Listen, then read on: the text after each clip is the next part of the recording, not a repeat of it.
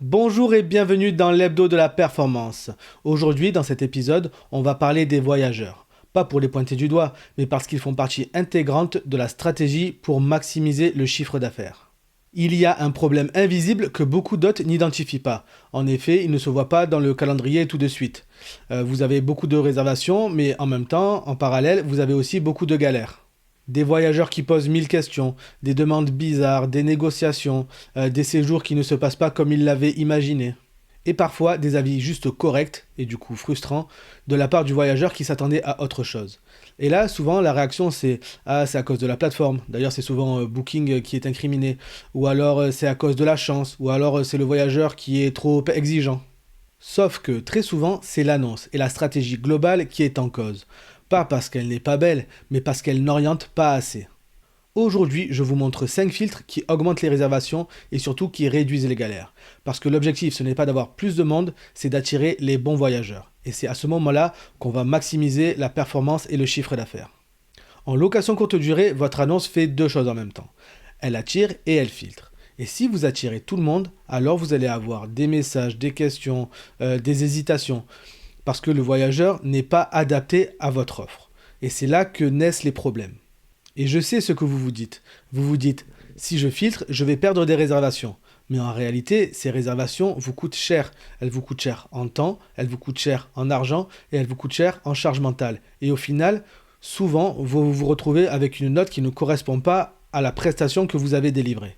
Donc on va faire un truc simple. On va mettre 5 filtres en place pour que la bonne personne se dise « Ah, ça, c'est parfait pour moi » et que la mauvaise personne se dise « Ah non, ça, c'est pas ce que je recherche » et qu'elle passe à autre chose. Mais ça, c'est une bonne nouvelle. Le filtre numéro 1, c'est la promesse. Pas une promesse marketing, mais une promesse d'usage. Parce qu'un logement ne se vend pas parce qu'il a une cuisine, mais il se vend parce qu'il sert à quelque chose. Est-ce que le logement est optimisé pour se poser au calme, ou pour un week-end en couple, ou pour une famille qui vient en vacances, ou même pour une cure, ou pour un professionnel? Quand ce n'est pas clair, le voyageur doit deviner. Et quand il doit deviner, il hésite. Et s'il réserve quand même malgré l'hésitation, il y a de fortes chances qu'il soit déçu à l'arrivée. Un réglage simple pour enlever l'ambiguïté, c'est de dire pour qui c'est idéal dans le titre ou dans les premières lignes de la description. Par exemple, idéal pro, Wi-Fi et parking. Ou alors idéal curiste, chaîne thermale à 10 minutes à pied.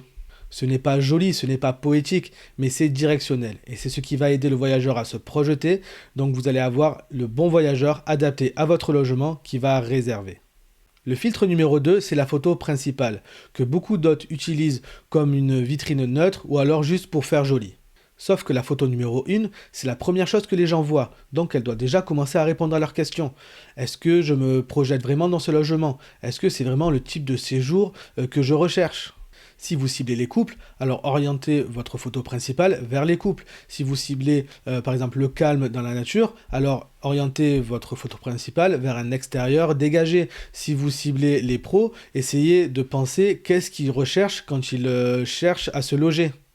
Et attention, une photo très esthétique peut être un mauvais filtre. Elle va attirer un voyageur qui a eu un flash dessus, mais au final, peut-être que le logement n'est pas adapté à ce qu'il recherche. Et du coup, je vous encourage à faire le test avec votre propre photo principale. Vous la regardez de manière objective et vous vous dites à qui elle s'adresse, qui elle va attirer en premier. Et est-ce que c'est le voyageur ou le type de voyageur que je recherche vraiment dans mon logement? Le filtre numéro 3, c'est votre cadre. Certaines galères viennent juste de ça. Vous n'avez pas énoncé clairement votre cadre et du coup, le voyageur imagine le sien tout simplement. Si vous ne voulez pas de fête dans votre logement, dites-le. S'il n'est pas adapté aux enfants, dites-le aussi. S'il n'est pas adapté aux personnes à mobilité réduite, il faut vraiment le dire, ça c'est important. Si vous acceptez les animaux sous certaines conditions, alors il faut le préciser. Le filtre ici, ce n'est pas interdire, c'est clarifier. Et on peut l'amener avec une phrase simple mais respectueuse. Pour le confort de tous et le respect des lieux, les fêtes ne sont pas admises dans l'établissement. C'est toujours dans l'idée d'attirer le bon voyageur et de repousser le mauvais voyageur. Mauvais dans le sens pas adapté, bien sûr. Le bon voyageur va se dire « Ok, de toute façon, je comptais pas faire de fête, par exemple. Les règles me correspondent, je peux continuer. » Par contre, le mauvais voyageur va se dire « Ah mince, ok, c'est pas fait pour moi, le cadre ne me convient pas, je vais passer à autre chose. » Le filtre numéro 4, c'est le niveau de service implicite. Votre annonce crée une attente, soit simple et fonctionnelle, soit service premium. Souvent, les propriétaires surévaluent un peu leurs biens en se disant si je fais une présentation premium, alors je vais attirer plus de voyageurs. Sauf que si vous écrivez haut de gamme sans preuve, alors vous allez attirer des personnes qui recherchent ce genre de service et qui vont être au final déçues. Mais il ne faut pas non plus sous-évaluer son bien. Si vous avez un bien vraiment premium, il ne faut pas rester vague là-dessus, sinon vous attirez des comparateurs qui négocient. N'hésitez pas à mettre en avant les services premium que vous proposez. Par exemple, lit king size, literie ultra confortable, ou alors Wi-Fi ultra rapide, ou même linge de qualité hôtelière. Mais attention, je vois beaucoup de gens qui mettent linge de qualité hôtelière alors qu'ils vont prendre leur drap chez Action. Ce n'est pas une critique, sauf qu'il ne faut pas surévaluer votre bien, sinon vous allez faire des déçus encore une fois. Le but de tout ça, c'est d'être objectif sur son logement et de détailler les prestations qu'il apporte vraiment.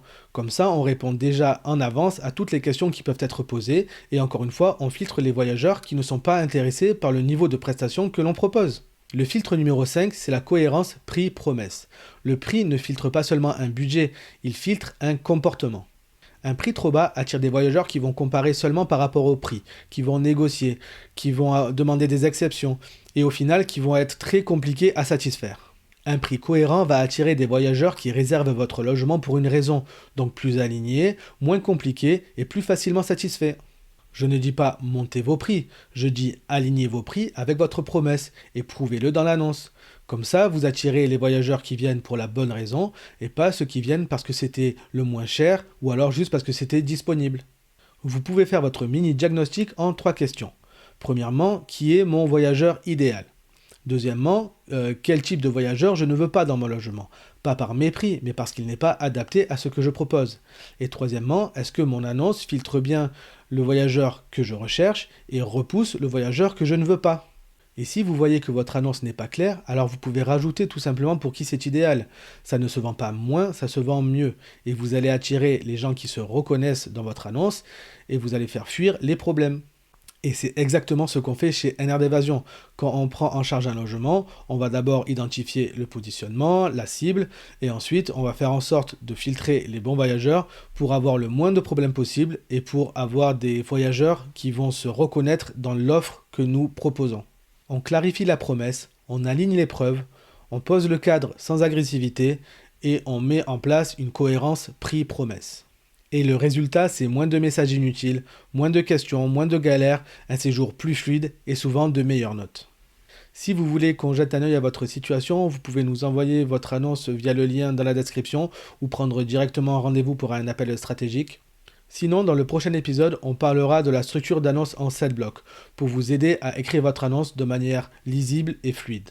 Je vous souhaite une bonne semaine et vous dis à très bientôt pour un nouvel épisode de l'Hebdo de la Performance.